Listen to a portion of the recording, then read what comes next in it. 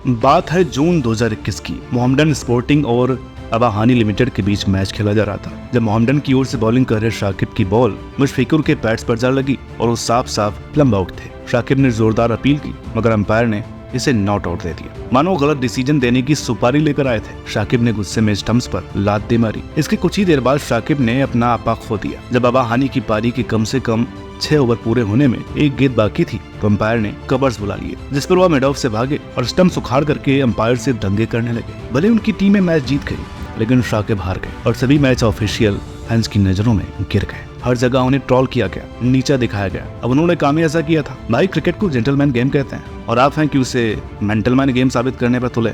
शाकिब को अपने Facebook page पर माफी भी मांगनी पड़ी, लेकिन बात इतनी बिगड़ गई थी कि जो कुछ उन्होंने ग्राउंड पर किया उसकी कोई माफी नहीं थी। उन्हें 3 मैचों का बैन और 5 लाख बांग्लादेशी रुपयों का भारी जुर्माना लगाया गया। माना बांग्लादेशी प्लेयर्स बदतमीज है, चाहे वो रकीबुल हो, रुबेल हो या उनकी मीडिया, जो सालों से कंट्रोवर्सी वाले काम करते आए हैं। पर शाकिब तो एक लेजेंड है। जरा सोचिए, वो सिर्फ एक खराब डिसीजन से तो गुस्सा नहीं हुए होंगे। ये घटिया अंपायरिंग काफी टाइम से चलती आ रही है, लेकिन जो हरकत शाकिब ने की, उससे सबका ध्यान अंपायरिंग से हटकर उनके बर्ताव पर चला गया। खैर, समय गुजर गया और अब 2 साल बाद ऐसा ही कुछ देखने को दोबारा मिल गया, जिसने भला की कंट्रोवर्सी खड़ी कर दी। चलिए शुरू से शुरू करते हैं। Indian women's team ODI series खेलने के लिए बांग्लादेश गई और 3 ओडीआई की सीरीज 1-1 की बराबरी पर आ खड़ी हुई। अब बात जा पहुंची तीसरे ओडीआई यानी सीरीज फिनाले डिसाइडर पर, जहाँ पहले बैटिंग करते बांग्लादेश ने फरजाना के शतक की बदौलत 4 विकेट पर 225 का ठीक ठाक स्कोर खड़ा कर दिया। जवाब में इंडियन टीम 225 पर ही सिमट गई और मैच 3 बॉल पहले ही टाई पर खत्म हो। लेकिन इस मैच में माहौल तब गर्मा गर्म हो गया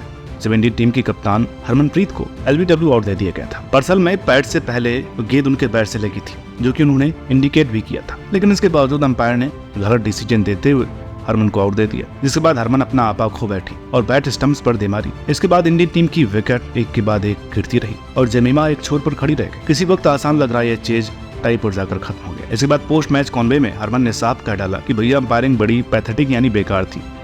ऐसे ऐसे डिसीजन दिए गए जिन्हें देखकर मैं बिल्कुल हैरान हो गई। बिल्कुल मजा नहीं आया। इंडिया से हमारी हाई कमीशन भी यहाँ मौजूद है, शायद आपने उन्हें इन्वाइट किया हो। पर खैर, अगली बार जब हम बांग्लादेश आएंगे तो ऐसी अंपायरिंग के लिए तैयार होकर के आएंगे। ये अंपायरिंग काफी बेकार थी। Type of umpiring was happening there. We were very surprised. The next time, whenever we are coming to Bangladesh, we'll make sure we have to deal with this type of umpiring. Some pathetic umpiring was done, and really disappointed about some decisions given by the umpires.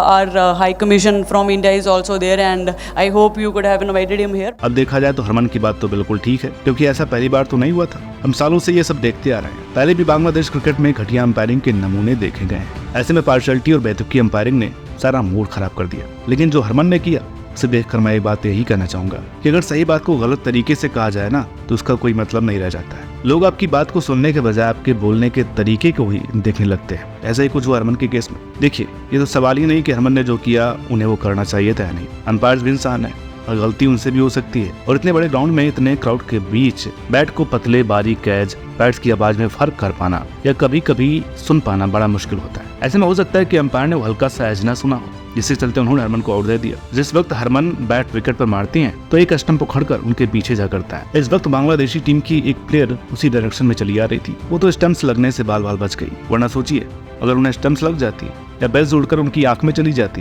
या खुदा न खास्ता कुछ और ही हो जाता, तो क्या इसकी जिम्मेदारी हरमनप्रीत लेती? और पोस्ट मैच प्रेजेंटेशन में उन्होंने जो बात कही वो सच थी, बिल्कुल ठीक थी, लेकिन तरीका गलत था, बिल्कुल रूड। इसी ओवर एग्रेशन और रूडनेस की वजह से सब डिसीजन और बुरी अंपायरिंग को भूलकर एक बार फिर शाकिब की तरह उन्हें खरी खोटी सुना रहे हैं। एक बात तो हमारे व्यूअर्स और आने वाले क्रिकेटर्स गांठ बात लें कि भाई, क्रिकेट में अंपायर्स ठीक वैसे ही होते हैं जैसे एलसीसी में आपके सीनियर्स। वही रूल यहाँ लागू होते हैं कि सीनियर इज ऑलवेज राइट, और जो कुछ भी आपका सीनियर यानी अंपायर कह दे वो पत्थर की लकीर है। इस पर कोई शक नहीं, बहस या सवाल करने की जरूरत नहीं, और आपका अधिकार भी नहीं। अब जेंटलमैन रूल तो यही कहता है कि चाहे सही या गलत, अगर डिसीजन आउट का है तो चल दीजिए। और एक बात, सिर्फ हरमन या शाकिब के केस में नहीं, जनरली भी एक बात मैंने नोटिस की है कि क्रिकेट की रूल बुक में भी बायस्डनेस और डबल स्टैंडर्ड यानी दोगलापन है। प्लेयर की अगर कुछ भी गलती हो तो उसे कई मैच के बैन और तगड़े जुर्माने लगाए जाते हैं, लेकिन अगर गलती अंपायर की हो तो उससे कुछ नहीं कहा जाता। स्टीव वकनर, जो कि अंपायर कम ऑस्ट्रेलिया के 12th मैन ज्यादा थे,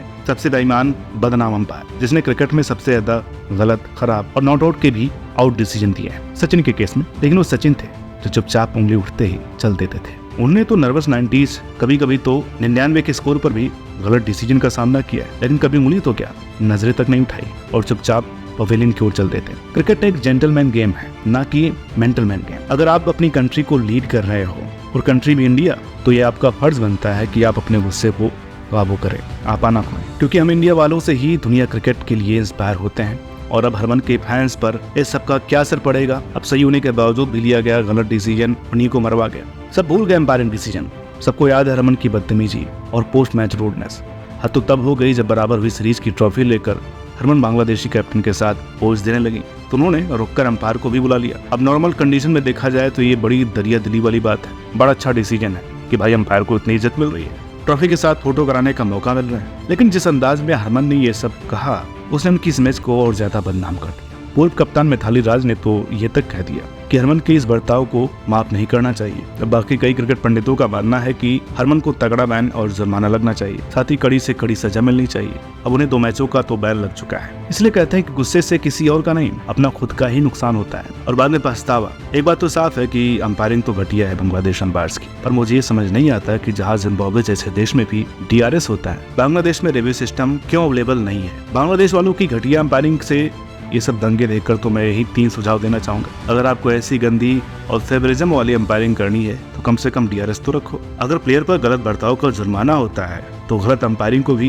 पेनाल्टी होनी चाहिए। माना कि सब साइमन टेफल नहीं होते, लेकिन एक लिमिट और डिग्री ऑफ एरर क्रॉस करने के बाद अंपायर्स को भी गलत अंपायरिंग का फल भोगना होगा, क्योंकि इनके डिसीजन कई बार मैच की काया पलट कर रख देते हैं। अगर बांग्लादेश के अंपायर्स भेदभाव करते हैं तो क्यों ना बांग्लादेश के सभी मैचों में न्यूट्रल अंपायर से अंपायरिंग करवाई जाए। बाकी हम उम्मीद करते हैं कि हरमन या कोई भी क्रिकेटर भविष्य में ऐसा कुछ नहीं करेगा, साथ ही थोड़ा दोगलाबंद क्रिकेट के सिस्टम से भी खत्म होगा। बाकी उम्मीद करते हैं कि बांग्लादेश के अंपायर्स ये वीडियो देखें, अगर ये वीडियो उनको समझ में आए और उनका ज़मीर जग जाए और गलत डिसीजन देने वाले उन सभी अंपायर्स को थोड़ी शर्म आ जाए। गलती और बेईमानी में फर्क है। उम्मीद करते हैं कि अंपायर्स को ये फर्क समझ में आ जाए। हमें हरमन से सहानुभूति तो है, लेकिन नाराजगी भी है। हम सही का साथ तो देते हैं, लेकिन गलत का विरोध भी करते हैं। इसलिए इस वीडियो को एक न्यूट्रल फैन के तौर पर किए हैं। आप बताइए कि जो हुआ वो सही था या गलत था। वीडियो अच्छी लगी हो तो प्लीज इसे लाइक करें, शेयर करें। चैनल पर नए हो तो प्लीज इसे सब्सक्राइब करना ना भूलें। मिलता है आपसे अगली वीडियो में, तब तक के लिए नमस्कार।